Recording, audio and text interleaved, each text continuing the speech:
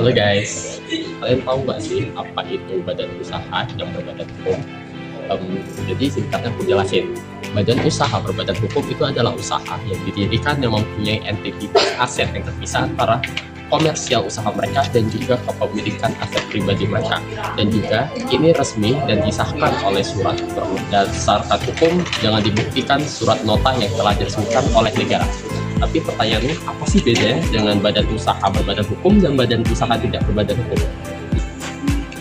Jadi, badan usaha tidak berbadan hukum adalah badan usaha yang didirikan tapi tidak diakui secara akta notarisnya. Akan tetapi tetap resmi kok untuk dijalankan, tapi untuk aset kepemilikan pribadi maupun komersial usahanya itu tidak terpisah, alias digabung, dan juga perpajakannya ditanggung oleh pribadi, sehingga apa, kewajiban dari usaha merupakan kewajiban dari pemilik usaha itu sendiri. Dan juga pertanyaannya, apa aja sih jenis-jenisnya? Mudah saja. Kalau untuk badan usaha yang tidak berbadan hukum seperti perkumpulan warung, firma, perkumpulan usaha UMKM, dan lainnya. Dan juga untuk berbadan hukum itu apa aja sih jenis usahanya? Yang pertama itu ada PT, yang kedua itu ada CV, ketiga yayasan, lembaga, dan juga bakal banyak hal lain lagi untuk badan usaha berbadan hukum yang bakal dijelaskan oleh teman-teman saya. So, let's go. Oke teman-teman, yang paling pertama itu ialah perseroan terbatas atau disingkat PT. Perseroan terbatas atau PT itu ialah badan hukum, yang dimana badan hukum ini sering atau umum digunakan oleh para pengusaha, yang dimana PT ini berorientasi pada laba. Pada UU nomor 40 tahun 2007 dijelaskan bahwa perseroan terbatas ini ialah badan hukum yang dibentuk berdasarkan perjanjian, serta modal-modal dari perusahaan itu diperoleh melalui pemegang saham. Lalu, kekayaan pribadi serta kekayaan perusahaan dalam perseroan terbatas itu dipisah, sehingga ketika perusahaan mengalami kerugian, maka itu tidak akan berdampak kepada kekayaan pribadi dari pemilik pengusaha. Selanjutnya, untuk kita bisa mengetahui bahwa PT ini terdaftar, itu bisa kita cek dari akta notaris nih teman-teman, di mana akta notaris ini berisi nama perusahaan, bidang usaha, tahun terbit dari tahun terbit perusahaan, serta lainnya yang bisa di mana itu tercantum pada UU nomor 40 tahun 2007. Jadi yang selanjutnya itu yayasan. Yayasan ini juga termasuk dalam badan usaha berbadan hukum. Yayasan berbeda dengan PT, yang mana tujuan yayasan ini itu non-profit atau tidak mencari keuntungan. Tujuannya itu seperti tujuan sosial, keagamaan, dan kemanusiaan. Yayasan ini diatur dalam Undang-Undang Nomor 16 Tahun 2001 yang kemudian diganti atau diubah ke Undang-Undang Nomor 28 Tahun 2004 yang diperjelas kembali dalam Peraturan Pemerintahan Nomor 63 Tahun 2008. Nah, ciri khas unik dari yayasan ini yakni tidak memiliki anggota seperti koperasi atau perkumpulan. Nah, jadi yayasan ini memiliki 3 organ utama. Nah, yang pertama yakni adalah pembina yang berperan sebagai menentukan arah, tujuan, dan kebijakan dari pendirian yayasan tersebut. Yang selanjutnya adalah pengurus. Pengurus ini adalah orang atau yang berperan sebagai pelaksana sehari-hari dari yayasan tersebut. Yang terakhir atau yang ketiga yakni adalah pengawas. Jadi tujuannya adalah mengontrol atau mengawasi segala gerak-gerik atau pelaksanaan dari yayasan tersebut agar sesuai dan tetap di arah tujuan awal pendirian yayasan tersebut. Nah, yang selanjutnya, kekayaan dari yayasan ini juga terpisah.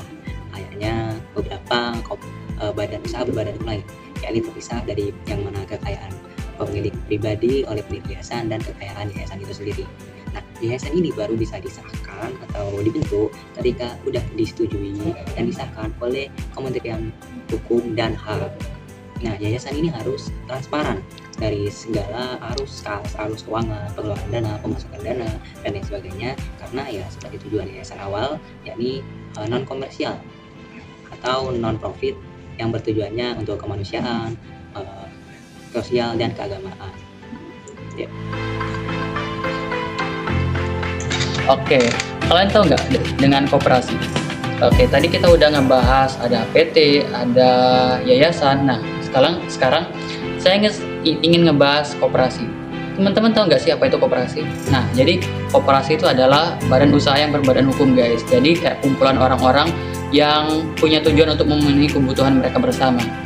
Prinsip mereka itu oleh anggota, dari anggota, dan untuk anggota.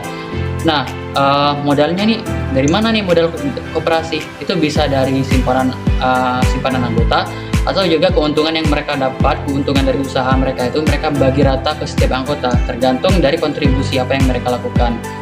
Contohnya kayak gimana? Contohnya kayak koperasi simpan pinjam dan yang sedang program Pak Prabowo saat ini, guys, yaitu koperasi merah putih. Itu contoh dari koperasi. Oke, kita lanjut ke BUMN atau BUMD. BUMN itu artinya badan usaha milik negara. Tujuannya untuk apa? Untuk menyediakan barang dan jasa untuk masyarakat, kepentingan masyarakat. Kemudian untuk meningkatkan pendapatan negara melalui apa? Melalui dividen atau pajak. Nah, kemudian BUMN ini bertujuan untuk mengendalikan sektor-sektor strategis bagi pemerintah. Nah, contohnya seperti apa? Seperti Pertamina, PLN, kemudian maskapai penerbangan PT Garuda, Bank Mandiri, BNI, BRI, dan sebagainya. Kemudian BUMD itu adalah badan usaha milik negara. Tujuannya ya untuk meningkatkan pendapatan daerah dan mengelola potensi daerah tersebut. Jadi intinya, selama BUMN dan BUMD ini dijadikan alat politik atau alat pemain bagi kaum elit, sebagus apapun konsepnya, sebagus apapun strateginya, tetap rakyat yang menjadi korban.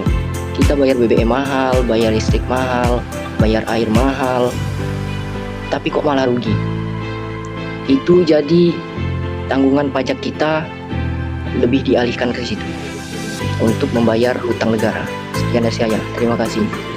Di sini saya menjelaskan tentang studi kasus First Travel. Jadi kasus First Travel ini menunjukkan bagaimana konsep PT sebagai badan hukum yang terpisah dari pemiliknya justru disalahgunakan secara prinsip. PT memiliki kekayaan, hak, dan juga kewajiban yang berbeda dari pemegang saham, sehingga pemilik mendapat perlindungan berupa tanggung jawab yang terbatas. Namun dalam praktiknya, pemilik First Travel mencampurkan dana perusahaan dengan kepentingan pribadi dan menggunakan PT sebagai sarana penipuan terhadap jemaah. Karena terjadi penyalahgunaan wewenang, penipuan, dan juga pelanggaran hukum, maka perlindungan tanggung jawab terbatas tidak lagi berlaku, sehingga negara dapat menembus batas badan hukum tersebut atau disebut piercing the corporate veil, sehingga pemilik diminta untuk bertanggung jawab secara pribadi. Selain itu, First Travel juga mengabaikan kewajiban tata kelola seperti transparansi keuangan, pelaporan, dan pengawasan yang seharusnya dipatuhi berdasarkan Undang-Undang PT, Aturan OJK, dan ketentuan BI.